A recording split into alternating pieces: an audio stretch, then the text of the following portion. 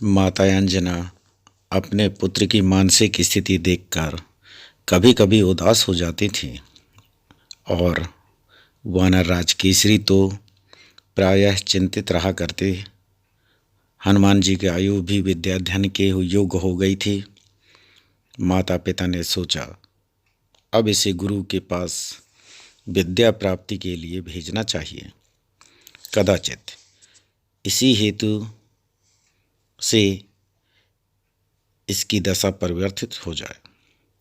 यद्यपि वे अपने ज्ञान मूर्ति पुत्र की विद्या बुद्धि एवं बल पौरुष तथा ब्रह्मादि देवताओं द्वारा प्रदत्त अमोघ वरदान से भी पूर्णतया परिचित थे, किंतु वे यह भी जानते थे कि सामान्य जन महापुरुषों के अनुकरण करते हैं और समाज में अव्यवस्था उत्पन्न न हो जाए, इस कारण महापुरुष स्वतंत्र आचरण नहीं करते। वे सदा शास्त्रों की मर्यादा का ध्यान रखते हुए नियमानुकूल व्यवहार करते हैं। इसी कारण जब जब दयाधाम प्रभु भूतल पर अवतरित होते हैं, वे सर्वज्ञान संपन्न होने पर भी विद्या प्राप्ति के लिए गुरु गृह जाते हैं। वहाँ गुरु की सर्वविध सेवा कर अत्यंत श्रद्धापूर्वक उनसे विद्या उपार्जन करते हैं। सच तो यह है कि गुरु को सेवा से संतुष्ट कर अत्यंत श्रद्धापूर्वक और भक्तिपूर्वक प्राप्त की हुई विद्या ही फलवती होती है। इसलिए माता अंजना और कपीश्वर केसरी ने हनुमान जी को शिक्षा प्राप्ति के लिए गुरुगृह भेजने का निश्चय किया। माता पिता ने अत्यंत उल्लासपूर्वक हनुमान जी का उपनयन संस्कार कराया और फिर उन्हें विद्या प्राप्ति के लिए गुरु चरणों में जाने की आज्ञा प्रदान की। किंतु वे किस सर्वगुण संपन्न आदर्श गुरु की समीप जाएं? माता अंजना ने अतिशय स्नेह से कहा, बेटा, सर्वशास्त्र मर्मज्ञ समस्त लोगों के साक्षी भगवान सूर्यदेव हैं। वे तुम्हें समय पर विद्या अध्ययन कराने का आश्वासन भी दे चुके हैं। इसलिए तुम उन्हीं के समीप जाकर श्रद्धा भक्ति पूर्वक शिक्षा ग्रहण करो। कौपीन कछनी काछे मूंज का यज्ञोपवीत धारण किए, पलाश दंड एवं मृग चरम लिए ब्रह्मचारी हनुमान जी ने भगवान सूर्य की ओर देखा और फिर विचार करने लगे। माता अंजना ऋषियों के शाप से अवगत थी ही। उन्होंने तुरंत कहा, अरे बेटा, तेरे लिए सूर्यदेव कितने दूर हैं, तेरी शक्ति की सीमा नहीं। अरे ये तो सूर्यदेव हैं जिन्हें अरुण फल समझकर तू बचपन में उछलकर निगलने पहुंच गया था। सूर्य के साथ तू क्रीड़ा कर चुका है। तेरे भय से राहु प्राण लेकर इंद्र के पास भाग गया था और तेरे भय से सुरेंद्र भी सहम गए थे। बेटा, ऐसा कोई कार्य नहीं जो तू ना कर सके। तेरे लिए असंभव कुछ नहीं। तू जा और भगवान सविता से सम्यक ज्ञान प्राप्त कर, तेरा कल्याण सुनिश्चित है। फिर क्या था? आंजनेय ने माता पिता के चरणों में प्रणाम कर उनका आशीर्वाद प्राप्त किया।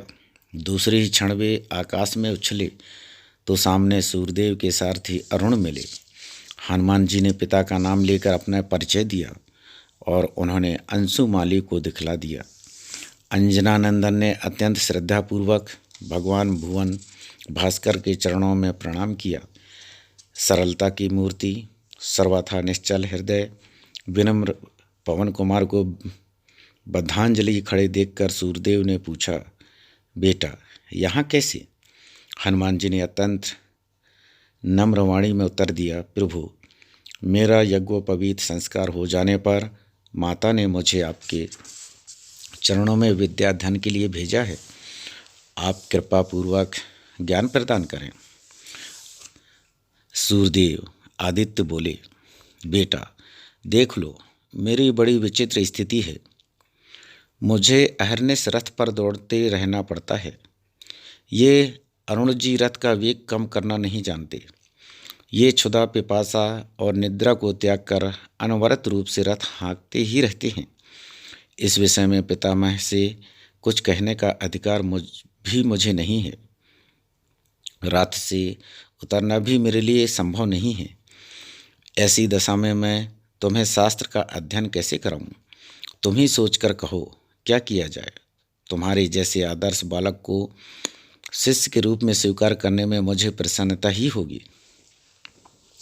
भगवान दिवाकर ने टालने का प्रयत्न किया, किंतु समीरात्मज को इसमें किसी प्रकार की कठिनाई की कल्पना भी नहीं हुई। उन्होंने उसी विनम्रता से कहा, प्रभु, वेग पूर्वक रथ के चलने से मेरे अध्ययन में क्या बाधा पड़ेगी? हाँ, आपको किसी प्रकार की असुविधा नहीं होनी चाहिए। मैं आपके सम्मुख बैठ जाऊंगा और रथ के वेग के साथ ही आगे बढ़ता रहूंगा। मारुतात्मज भगवान तिमिरारी की ओर मुख करके उनके आगे आगे स्वाभाविक रूप से चल रहे थे। सूर्य नारायण को इसमें तनिक भी आश्चर्य नहीं हुआ। वे समीर कुमार की शक्ति से परिचित थे।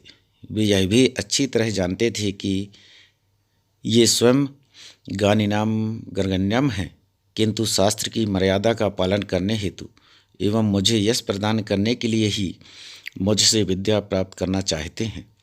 बस सूर्यदेव देवादि शास्त्रों एवं समस्त विद्याओं के अंगोपांग एवं उनके रहस्य जितनी शीघ्रता से बोल सकते थे बोलते जाते थे। हनुमान जी शांत भाव से उन्हें सुनते जा रहे थे। प्रश्न और शंका तथा उत्तर और समाधान की आवश्यकता ही नहीं थी। आदित्य नारायण ने हनुमान जी को वर्ष 2 वर्ष या 2-4 मास में नहीं, कुछ ही दिनों में समस्त वेद आदि शास्त्र, उपशास्त्र एवं विद्याएं सुना दी। हनुमान जी में तो स्वतः ही सारी विद्याएं निवास करती थीं। सब विधि विद्याधन हो गया। सब में वे पारंगत हो गए। अत्यंत भक्तिपूर्वक गुरु चरणों में साष्टांग दंडवत प्रणाम कर अंजनानंदन ने हाथ जोड़कर उनसे प्रार्थना की, प्रभु, गुरु दक्षिणा के रूप में आप अपना अभीष्ट व्यक्त करें। सर्वथा निष्काम सूर्यदेव ने उत्तर दिया, मुझे तो कुछ नहीं चाहिए, किंतु यदि तुम मेरे अंश से उत्पन्न कपिराज बाली के छोटे भाई सुग्रीव की रक्षा का वचन दे सको तो मुझे प्रसन्नता होगी। आज्ञा सिराधार्य है। अनिलात्मज ने गुरु के सम्मुख प्रतिज्ञा की, मेरे रहते सुग्रीव का बाल भी बांका नहीं हो सकेगा। मैं प्रतिज्ञा करता हूँ, तुम्हारा सर्वविध मंगल हो।